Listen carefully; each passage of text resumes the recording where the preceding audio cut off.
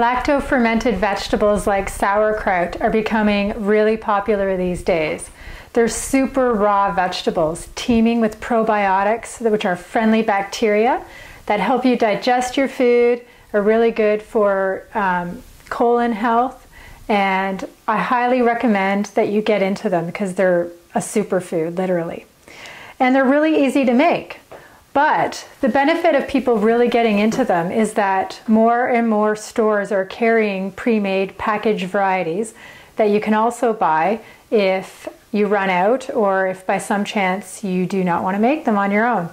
We're really lucky where I live to have two companies that locally sauerkraut, and they also offer lacto-fermented turnip, which I really enjoy. So when I'm too lazy or I run out, these are the ones I reach for.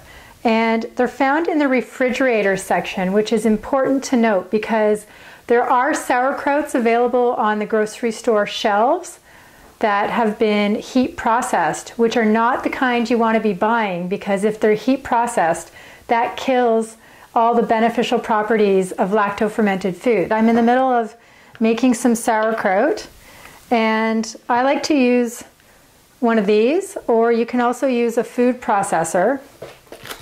But basically you just want to shred your cabbage. You can also just use a knife, but I like the uniformity that this gives me. Although I have to admit, I usually use my food processor because it's a lot faster. So almost done. And you should probably be using one of those protective guards for your fingers. But I'm not, because they drive me insane. Okay.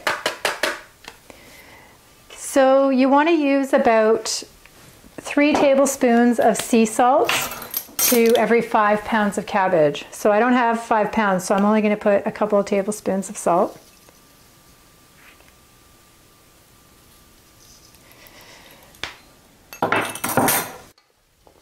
Get the salt mixed in really well with the cabbage. You want the salt to coat the cabbage well. The salt is what draws the moisture out of the cabbage, and that is what we want to happen.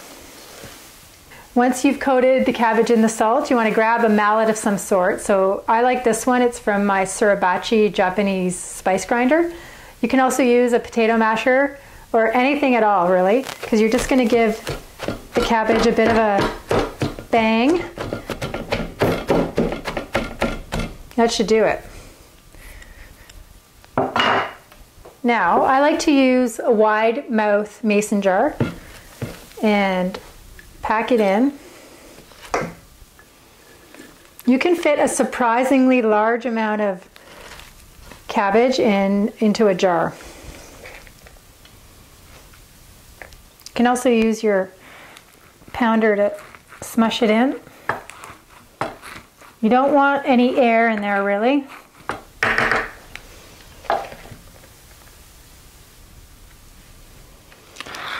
Okay, I think that's good for now. Let's see what happens when I smush it in.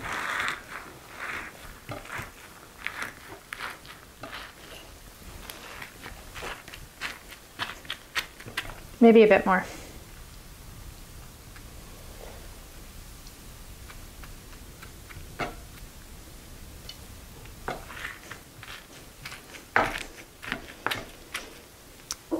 What I like to do is use a small, narrow-mouthed mason jar to put on top and to press. See all the liquid that's coming up? That's what you want to see.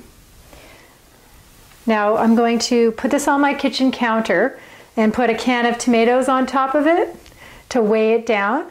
And I usually like to rest it on top of a bowl or a plate to collect any juices that might overflow.